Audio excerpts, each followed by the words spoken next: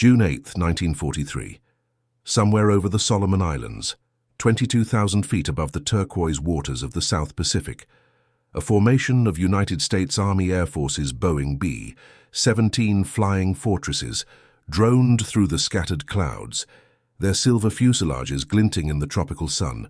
Lieutenant Raymond Wellman, bombardier of the lead aircraft nicknamed Wicked Wonder, focused his Norden bomb sight on the Japanese airfield below, confident that the feared Zero fighters would approach at eye level, as they always had.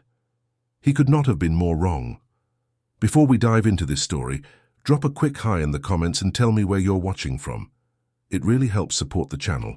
This is the untold story of how American gunners discovered a fatal blind spot in their defensive strategy, and how a seemingly absurd tactic of shooting at empty sky would transform aerial combat doctrine and lead to the destruction of over 200 enemy aircraft in a matter of months.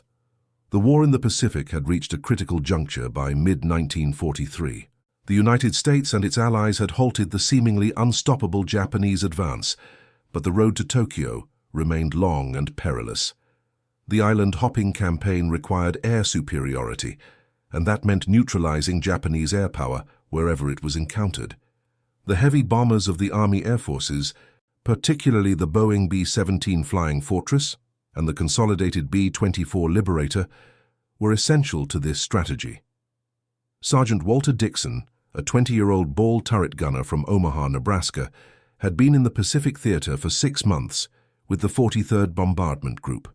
His position was arguably the most uncomfortable on the aircraft, crammed into a spherical turret, hanging beneath the bomber's fuselage, knees drawn up nearly to his chest, surrounded by twin 50-caliber machine guns and ammunition. "You pray a lot in the ball," Dixon wrote in a letter home, "not just because you're exposed, though God knows you are, but because you can see everything.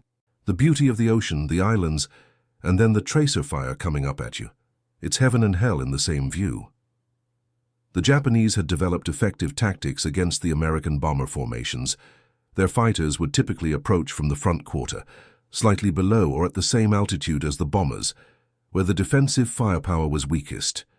In a lightning-fast pass, they would fire their 20mm cannons, then dive away before the bomber gunners could effectively respond. "We trained for level attacks," recalled Technical Sergeant James Hornsby, a top turret gunner with the 5th Air Force. "That's what the manual taught, that's what we practiced. Front, sides or rear, but always more or less on the same plane as our aircraft." The Allied bombing campaign intensified following the Battle of the Coral Sea and the pivotal American victory at Midway. By early 1943, American bombers were striking Japanese bases across the Solomon Islands, New Guinea, and other strategic locations in the Southwest Pacific. The Japanese fought back ferociously, scrambling every available fighter to intercept the bomber streams. On that fateful June mission, the target was Kahili Airfield on the southern tip of Bougainville Island. Intelligence reports indicated approximately 60 operational Japanese aircraft based there. Eliminating these planes on the ground would provide a significant advantage for upcoming operations. Colonel Edward Maxwell commanded the bomber group assigned to the mission. A career military officer from Virginia who had served in the First World War, Maxwell had witnessed the evolution of aerial warfare firsthand. "The Japanese are adaptive," he warned his crews during the pre-mission briefing. "They study our tactics as closely as we study theirs. Expect the unexpected." How prophetic his words would prove to be. As the bomber formation approached the target area, lookouts reported clear skies. No Japanese interceptors had yet appeared, unusual for a raid on such a significant target. Lieutenant Wellman, focused on his bombardier duties, felt an unfamiliar sensation of calm. Perhaps the Japanese had withdrawn their air assets, or perhaps they were conserving fuel and ammunition for another day. Staff Sergeant Andrew Kowalski, radio operator and waist gunner on Wicked Wonder, scanned the sky nervously. A Polish-American from Buffalo, New York, Kowalski had developed what the crew called a sixth sense for danger. "Something ain't right," he said over the interphone. "It's too quiet." Captain Harold Freeman, the pilot, acknowledged but remained focused on maintaining proper formation. Tight formations maximized the defensive firepower of the bomber group, creating overlapping fields of fire from the various gun positions. The strategy had proven effective thus far, but it required intense concentration from the pilots to maintain proper spacing in the face of air turbulence, enemy fire, and the ever-present risk of collision. The first bombs were away when it happened. "Bogies, high, 6 o'clock high!" The alarmed voice of Technical Sergeant Martin Rosenberg, the tail gunner, crackled through the interphone system. "Zeros dropping down from above." A formation of 12 Mitsubishi A6M0 fighters had positioned themselves thousands of feet above the bomber stream, invisible against the sun's glare. Now they dove at the American formation, reaching speeds of over 400 miles per hour in their descent. The standard American bomber defense against fighter attack relied on interlocking fields of fire from multiple aircraft, but this depended on spotting the attackers in time to track them with the heavy machine guns.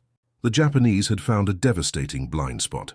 From directly above, the bomber's defensive armament could barely be brought to bear. "I couldn't elevate my guns enough," Sergeant Dixon later reported. "The turret just wouldn't rotate that far up. All I could do was watch them come down on us like hawks." The results were catastrophic. 3 B-17s were lost in the first pass, their fuel tanks ruptured by 20mm cannon fire, erupting into balls of flame that tumbled toward the Pacific below. The surviving bombers continued their run, completing the bomb drop amid the chaos, but the formation was now scattered and vulnerable. Captain Freeman fought to keep Wicked Wanda stable as repeated attacks came from above. "Gunners, fire at their approach path," he shouted over the interphone. "Don't wait to see them, shoot where they're going to be." This improvised order, to shoot at seemingly empty sky, would later be recognized as a pivotal moment in air combat tactics. But in the heat of battle, it seemed counterintuitive to many of the gunners, trained to fire only when they had a clear target in their sights. Sergeant Kowalski, however, immediately grasped the concept. He elevated his 50 caliber machine guns to their maximum height and began firing long bursts into the empty space above and ahead of the bomber. Several other gunners followed suit.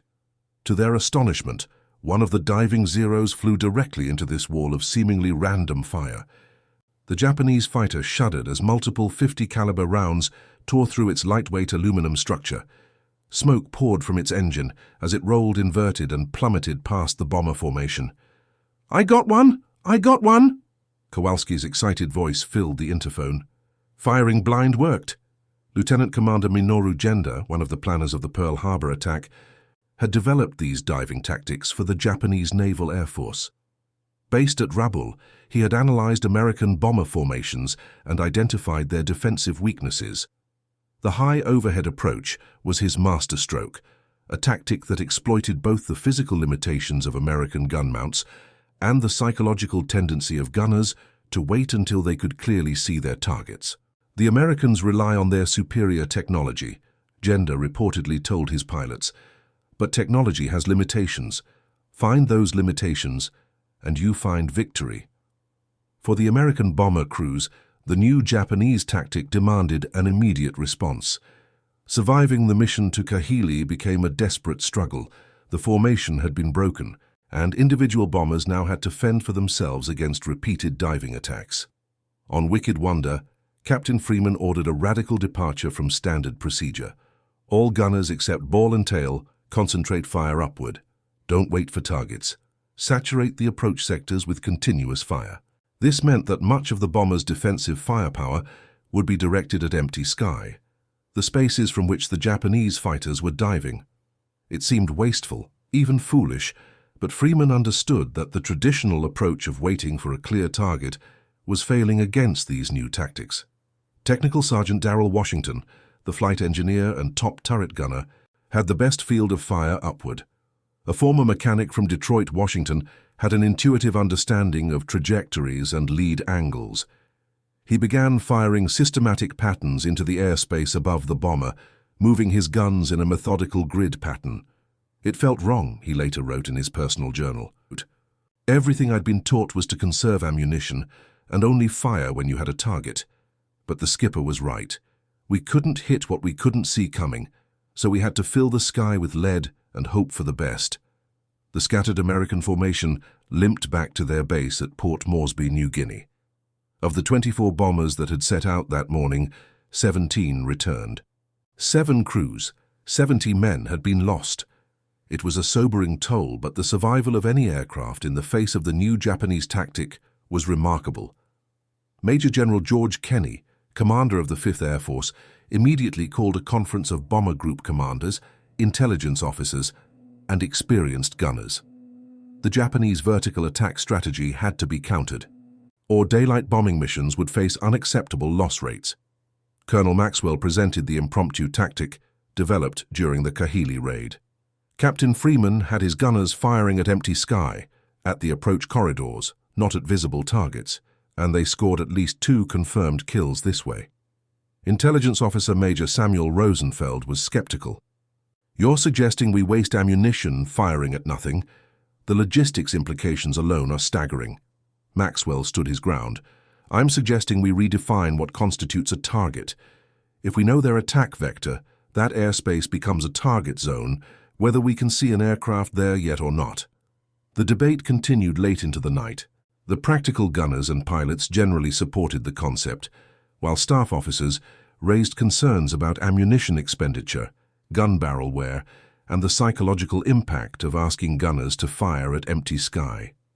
Lieutenant Colonel James Donovan, a former test pilot now serving as Kenney's technical advisor, proposed a formal name for the tactic: predictive fire saturation. The name lent an air of legitimacy to what essentially amounted to a desperate improvisation.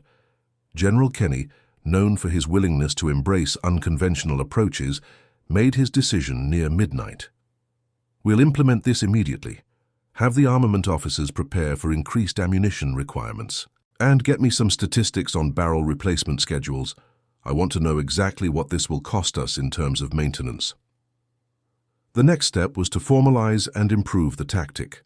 A special training unit was hastily assembled at Port Moresby, comprised of veteran gunners who had experienced the vertical attacks firsthand. Among them was Staff Sergeant Kowalski, whose quick adaptation to Captain Freeman's orders had proven the concept viable. Technical Sergeant Howard Lindbergh from the Armament Division brought in a modified Emerson turret that allowed for increased elevation. "We can get another 15 degrees of upward movement by removing these stop pins," he demonstrated to the assembled gunners. "It voids the warranty, but I don't think the manufacturer is going to complain under the circumstances." The modifications spread rapidly through the bomber groups. Armament crews worked through the night to adapt as many gun positions as possible before the next major raid. The barrel change schedule was accelerated to account for the increased firing rate the new tactic would require. Japanese Naval Air Force Captain Takeshi Watanabe, an intelligence officer stationed in Rabaul, noted the sudden change in American tactics with concern. "The enemy adapts quickly," he reported to his superiors. "Already they are developing countermeasures to our vertical attack strategy." On June 12th, just 4 days after the disastrous Kahili raid, American bombers returned to the Solomon Islands. This time their target was Vila Airfield on Kolombangara Island. The Japanese, emboldened by their previous success, again employed the high overhead diving attack. They flew into a storm of lead. Every American bomber had implemented the predictive fire saturation tactic. Rather than waiting to see enemy aircraft, the gunners systematically swept their weapons across designated sectors of sky, particularly the high approaches from which Japanese fighters were likely to dive. Lieutenant Tomoe Ichikawa led a formation of 9 Zeros in the first attack wave. As they began their dive from 25,000 feet, they encountered something entirely unexpected: a virtual wall of 50 caliber bullets filling the airspace through which they needed to fly. "It was as though they knew exactly where we would be," one surviving Japanese pilot later recalled during interrogation. "The Americans seemed to be shooting at the clouds at the empty sky, but their bullets found our aircraft nonetheless." 5 of the 9 Zeros in Ichikawa's formation were hit during their initial dive. 2 exploded outright, their lightweight construction and unprotected fuel tanks proving fatal when struck by incendiary rounds. 3 others sustained damage that forced them to break off their attack and struggle back toward their base. Captain Freeman, again piloting Wicked Wanda, watched through his side window as a Zero tumbled past, its cockpit shattered by multiple hits. "The technique works," he shouted over the interphone. "Keep pouring it on." The human cost of aerial combat extended beyond the statistics of aircraft lost and ammunition expended. For the Japanese pilots, who operated without the benefit of parachutes in many cases, being hit while diving at 400 miles per hour meant almost certain death. Their aircraft, optimized for maneuverability at the expense of durability, offered little protection against the heavy American machine guns. Technical Sergeant Washington, firing his top turret guns in a precise pattern of the sky above Wicked Wanda, saw one of his tracers connect with a diving Zero. The Japanese fighter's wing separated from the fuselage, sending the aircraft into an uncontrollable spin. "I never saw the pilot," Washington later wrote, "just the plane coming apart. I wonder if he had family waiting for him somewhere." This human dimension of the conflict was rarely discussed in official reports, but weighed heavily on the minds of many gunners. They were trained to destroy aircraft, but they could not escape the knowledge that each falling plane contained a human being, not unlike themselves. The Vila raid marked a turning point. Of 27 Japanese fighters that rose to intercept the American bomber formation, 11 were shot down and 8 more damaged, an unsustainable loss rate. The Americans lost only 2 bombers from their formation of 30, a dramatic improvement from the heavy losses of the Kahili mission. Word of the new tactic spread quickly throughout the Allied air forces in the Pacific. The Royal Australian Air Force, which also operated heavy bombers against Japanese targets, immediately adopted the American approach. Wing Commander Charles Henderson of No. 24 Squadron RAF became a particularly strong advocate after witnessing its effectiveness firsthand. "It's counterintuitive," he explained to his gunners. "Everything in your training tells you to hold fire until you have a clear target. But we must adapt to survive. Fire at the space, not at the aircraft you can see. By the time you see them clearly, it's already too late." The Japanese, in turn, were forced to reassess their attack strategy. Lieutenant Commander Genda convened his own tactical review at Rabaul. The vertical attack had yielded tremendous success initially, but the Americans had adapted with stunning speed. "They have turned our advantage against us," Genda told his assembled pilots. "By firing into your approach corridors, they force you to fly through a lethal cloud of bullets before you can even bring your weapons to bear." Japanese tactics evolved in response. Rather than approaching from directly above, their fighters began to use oblique diving attacks from multiple directions simultaneously, attempting to dilute the effectiveness of the American defensive fire. But this adaptation came at a cost. The shallower diving angles reduced their speed advantage and increased their exposure time to defensive fire. By July 1943, the predictive fire saturation tactic had been fully integrated into American bomber defense procedures. Gunners were now trained to divide the airspace around their aircraft into sectors and to systematically cover these areas with fire whenever enemy interceptors were reported in the vicinity.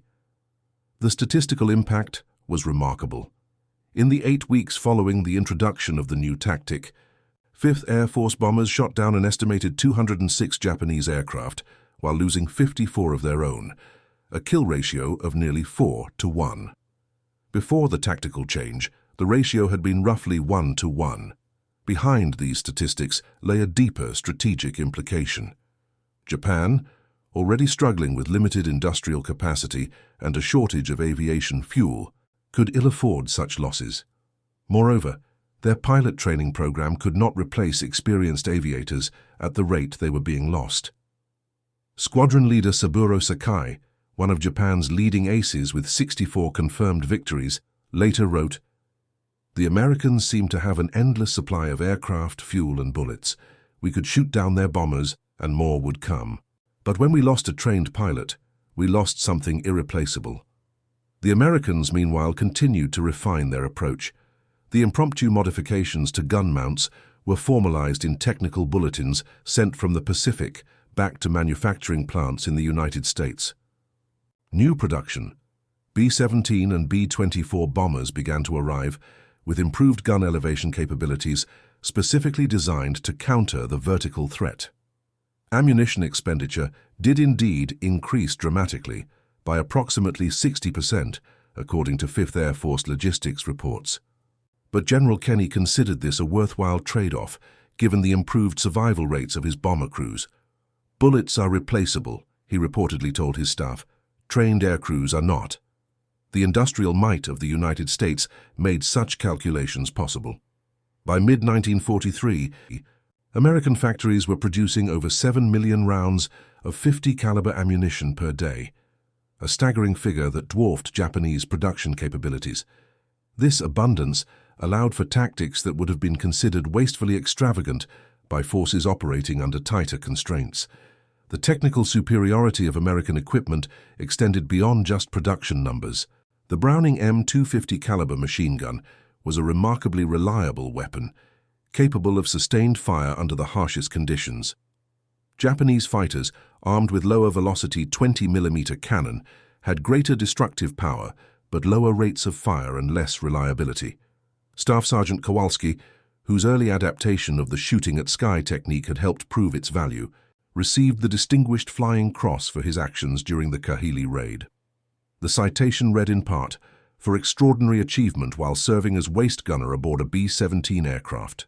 Sergeant Kowalski's innovative application of defensive fire tactics directly contributed to the survival of his aircraft and crew in the face of determined enemy attack. The human element remained central to the implementation of the new tactic. Technical innovations and improved gun mounts were important, but the willingness of gunners to trust the concept, to fire at empty space rather than waiting for visible targets, was crucial to its success. "It goes against every instinct," explained Technical Sergeant Washington in a training session for replacement gunners. "Your brain wants to see what you're shooting at. You have to overcome that instinct and trust in the mathematics of the situation. The enemy will fly through that airspace. Your job is to make sure your bullets are already there waiting for him." By August 1943, the Japanese vertical attack tactic had been largely abandoned. The cost in aircraft and irreplaceable pilots had proven too high to sustain in the face of the American adaptation. Lieutenant Commander Gender was reassigned to Homeland Defense duties, his innovative but ultimately unsuccessful tactic having run its course. For the American bomber crews, the development of effective countermeasures to the vertical attack brought a measure of security. Though the skies over the Pacific remained deadly, Japanese anti-aircraft fire continued to take a toll, and new fighter tactics were constantly being developed and tested against the bomber formations.